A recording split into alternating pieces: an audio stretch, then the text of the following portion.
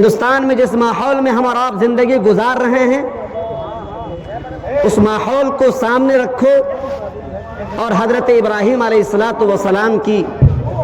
وہ زندگی جس زندگی میں ابراہیم علیہ السلام نے مسلسل قربانیاں پیش کی ہیں، جان کی قربانی، مال کی قربانی، اولاد کی قربانی، تو یقیناً ہندوستان میں پیش آمدہ مسائل اور یہاں کی دیگرگوں حالات ہیں، ان حالات میں ہمارے لیے صبر آزما اور استقامت کا یقیناً اللہ کے حضرت ابراہیم علیہ السلام بہترین ذریعہ ثابت ہو سکتے ہیں۔ ہم میں سے ہر کسی کے ذمے پروردگار نے اعلاء کلمت اللہ کی ذمہ داری رکھی ہے، اور اس بات کا حکم دیا گیا ہے کہ آپ جہاں کہیں بھی رہو توحید اور وحدت کا، ایک پروردگار کا کلمہ بلند کرو، حالات کیسے بھی ہو جاویں، حالات آپ کے خلاف کیوں نہ ہو جاویں، آپ کے گھریلو ماحول آپ کے خلاف، آپ کی بستی آپ کے خلاف، آپ کا ملک آپ کے خلاف، دولت مند آپ کے خلاف، اور خلاف ہونے کی وجہ صرف یہی ہے کہ آپ اللہ تبارک و تعالیٰ کے سامنے سر نگو ہوتے ہو، ایک پروردگار کے احکام کے سامنے سر تسلیم خم کرتے ہو۔ دنیا مخالف اس بنیاد پر ہے کہ آپ پروردگار کے کلمے کو بلند کرنے کے لیے کوشاں ہو، دنیا مخالف اس بنیاد پر ہے کہ آپ پروردگار کے دین کو نافذ کرنے کے لیے شب و روز بسر کرتے ہو، تو حالات کتنا ہی خطرناک ہو جائے ایسے موقع پر بھی آپ کو حضرت ابراہیم علیہ السلام کی وہ تاریخ دہرانی پڑے گی جب ابراہیم علیہ السلام نے اپنے ملک میں دین اور تبلیغ کے کلمے کو بلند کیا تھا اور اس کے دین کو بلند کرنے کی کوشش فرمائی تھی، وہاں اپنے بھی مخالف ہو گئے تھے، غیر بھی مخالف ہو گئے تھے، دھمکیاں ملنے لگی تھی، کسی نے سنسار کرنے کی دھمکی دی،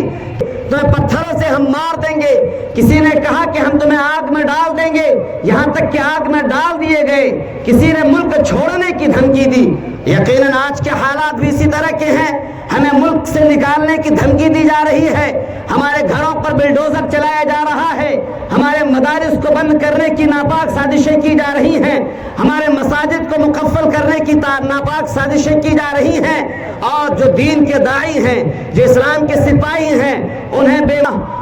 بغیر کسی گناہ کے پس زندہ ڈال دیا جا رہا ہے، جیلوں کی سلاخوں میں ڈال دیا جا رہا ہے۔ آج تبلیغیوں پر مختلف طرح کے الزام لگائے جا رہے ہیں، وہ لوگ جو مسجدوں میں جا کر ایک اللہ کی دعوت بلند کرتے ہیں ان پر بھی الزام لگایا جا رہا ہے۔ یقیناً تبلیغیوں کے لیے، مبلغین کے لیے، دعات کے لیے ایک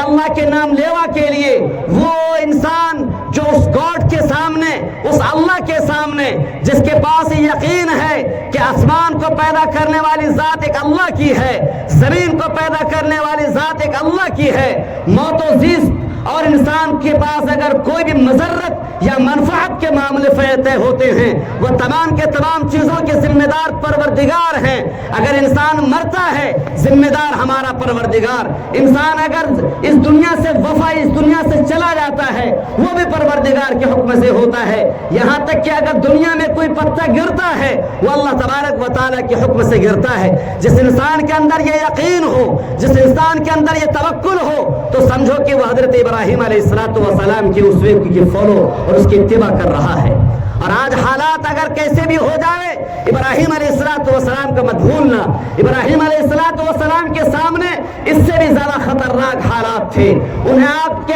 حوالے کر دیا گیا، آسمان سے آرڈر آتا ہے یا نار کونی بردن و سلاما علی ابراہیم، اے آگ تو ٹھنڈی ہو جا ابراہیم علیہ السلام کے لیے۔ یہ بات ثابت ہوتی ہے اگر ایک اللہ کے نام کو ہم بلند کرتے ہیں حالات آئیں گے، لیکن یاد رکھیں پروردگار کی طرف سے کامیابی اور کامرانی آپ کی قدم بوسی کرے گی۔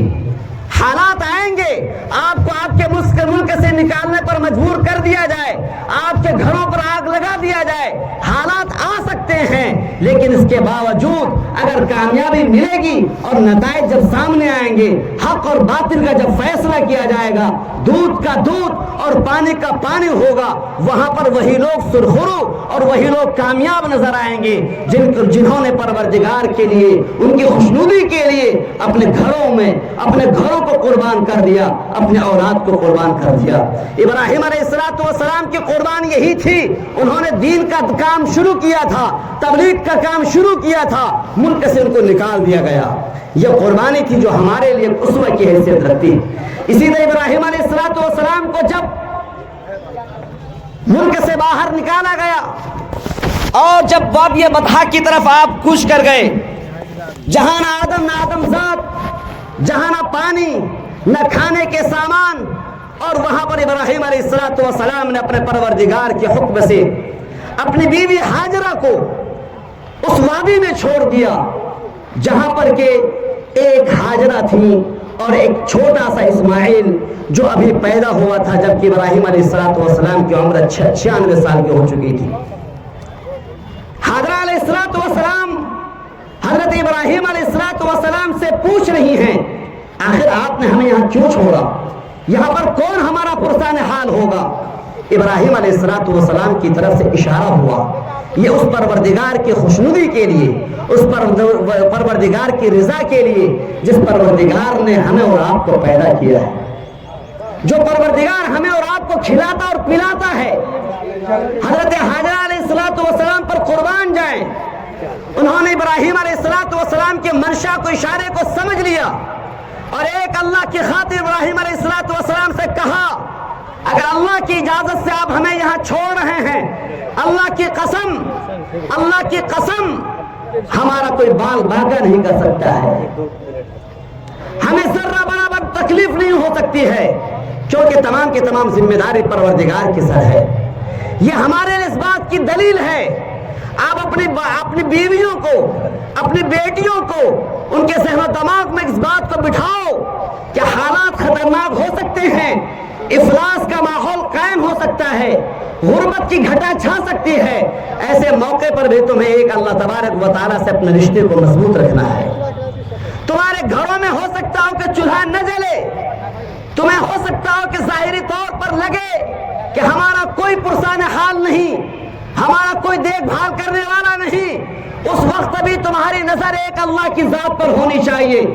تمہارا یقین بولنا چاہیے،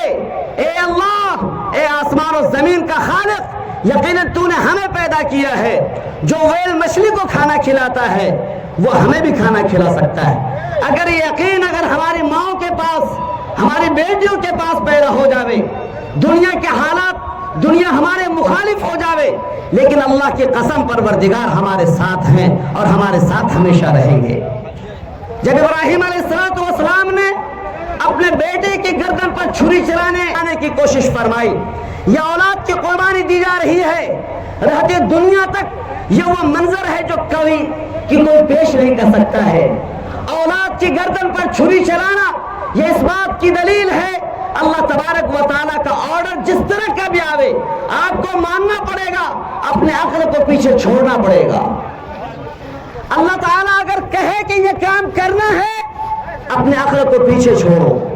جب عقل اور پروردگار کی محبت آپس میں ٹکرا جائے، اپنے عقل کو پیچھے چھوڑ دو۔ عقل یہ کہتی ہے